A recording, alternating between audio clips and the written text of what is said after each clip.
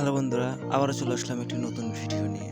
যারা photo edit করতে ভালোবাসেন, ভালো লাগে তাদের জন্য এই ভিডিওটা। এই ভিডিওটা দেখার পরে আপনার যে কোনো নর্মাল ফটোকে 8K ফটোতে পরিণত করতে পারবেন। এর জন্য আপনার ফোন থেকে প্রথমে চলে যাবেন প্লে স্টোরে, তারপরে প্লে স্টোরে সার্চ বারে গিয়ে লিখবেন রেমিনি অ্যাপ।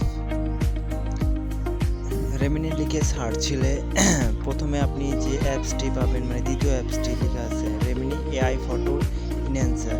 এটা আমার ডাউনলোড আছে, সেই জন্য আপডেট দেওয়া আছে। ঠিক আছে, আপনাদের ডাউনলোড নয়, আপনাদের ইনস্টল লেখা থাকবে। ঠিক আছে, তো আপনি অ্যাপটা ইনস্টল করে নেবেন।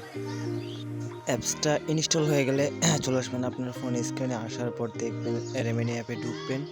অবশ্যই মাস্ট বি আপনার নেট ডাটা অন করা লাগবে, ডাটা অন করে রাখবেন। এবং যাদের ওয়াইফাই আছে তারা ওয়াইফাই কানেক্ট করে নেবেন। ঠিক আছে, তো ঢোকার পর এরকম ইন্টারফেস দেখাবে।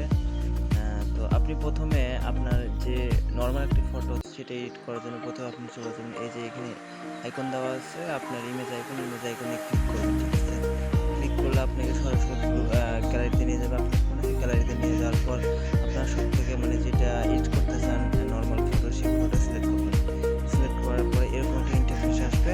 এখানে ইনহ্যান্স লেখা আছে, ইনহ্যান্স করবেন। ঠিক আছে, ইনহ্যান্স করলে আপনার একটা অ্যাড শো করবে। আপনি অ্যাডটা একটু দেখবেন হচ্ছে সহ। তারপরে আপনি এই যে আমি স্কিপ করলাম, স্কিপ করার পরে এই যে দেখেন এটা আমার এডিট করার পর ফটো। ঠিক আছে, এটা হলো আমার নর্মাল ফটো। ঠিক আছে, এটা এডিট করা ফটো কত ক্লিয়ার আসছে। ঠিক আছে, এরপর আপনি সেভ অপশনে যেয়ে সেভ করে নেবেন। ঠিক আছে, সেভ করতে গেলে একটু অ্যাড শো করবে, অ্যাড শো করে নেবেন। অ্যাড দেখার পর আপনি এই যে আপনার গ্যালারিতে চলে যাবেন। ঠিক আছে, আমি আমার গ্যালারিতে যাচ্ছি। ঠিক আছে, যাওয়ার পর দেখেন ফটোটা আসলে কত ক্লিয়ার আসে। ঠিক আছে, একটা মানে এরকম অ্যাপসে যে এরকম একটা সুবিধা দেয়, জাস্ট নর্মাল ফটোকে এত মানে সেরকম লেভেলের একটা ফটো বানাই দেয়, একদম জুম করলে ফাটে না। ঠিক আছে, একদম এইচডি সেই ক্লিয়ার একটা। ঠিক আছে, এই অ্যাপসটা আসলে অনেক সুন্দর। আপনিও ডাউনলোড করে নর্মাল ফটোকে এরকম একটা লুক দেন।